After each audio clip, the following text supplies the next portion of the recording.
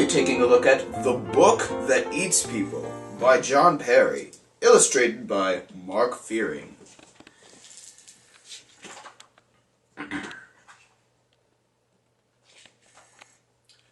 Caution! This is a book that eats people. If you hear growling while you're reading it, stop reading, close the cover, and put something heavy on top of it. Do not let your little brother or sister read this book, especially when it's hungry. You should always assume this book is hungry. Remember, this is not a storybook. It is not a book of rhymes. It isn't a how-to book or a dictionary. It's a book that eats people. One day in Little Rock, Arkansas, Sammy Ruskin forgot to wash his hands after lunch, and the book tasted peanut butter on his fingers. So the book, this book, went snap and took a bite, and then another and another. Sammy squirmed and wriggled. Sammy squealed and yelled. Sammy pulled as hard as he could, but the book ate him. Then it coughed up his bones, and they clattered across the floor like wooden blocks. That was the first person this book ate. If you hear pages rustling, it's probably because the book smells something yummy. But if you hear a sound like an octopus in a tub of yogurt, that is the book's empty stomach, and the book is ravenous. If you hear that, find someone nearby, fast, who might taste delicious to a book. After this book ate Sammy Ruskin, his parents gave it to a library, where it sat trapped and mad, tightly shelved between the Complete Guide to the Saints and Sandwiches Through the Ages.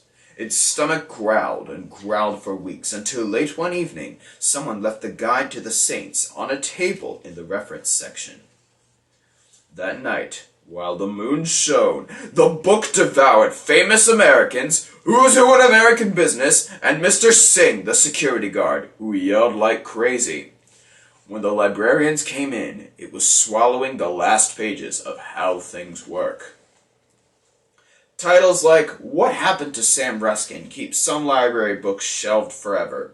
So, while the librarians wept, this book traded covers with All About Dolphins. And that very same day, right about the time when everybody likes a chocolate chip cookie, Victoria Glassford checked it out. She put the book on her nightstand, but before she could finish brushing her teeth, it jumped up, thumped her on the head, and gobbled her down, beginning with her polished pink toenails. Have you ever heard a book burp? This is a bad book. A book with teeth and claws. It's a monster that eats people. You should throw it in the fireplace on the coldest February day. You should grind it up, page by page, in your daddy's coffee grinder. Experts say that when a book eats someone, it's either self-defense or a mistake, and the book never eats anyone again.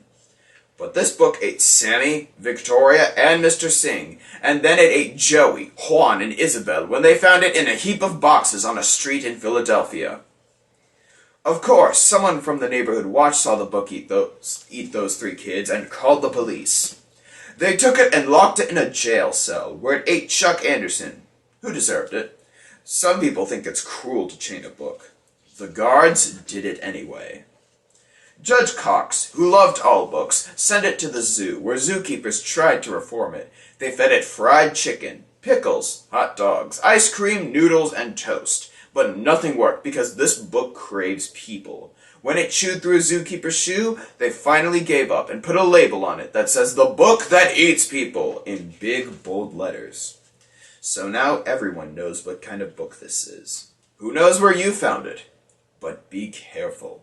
Never read this book with syrupy fingers. Never read it with cookies in your pocket. Never turn your back on it. Never, never, ever read this book alone. Because this book is always hungry. And it eats people.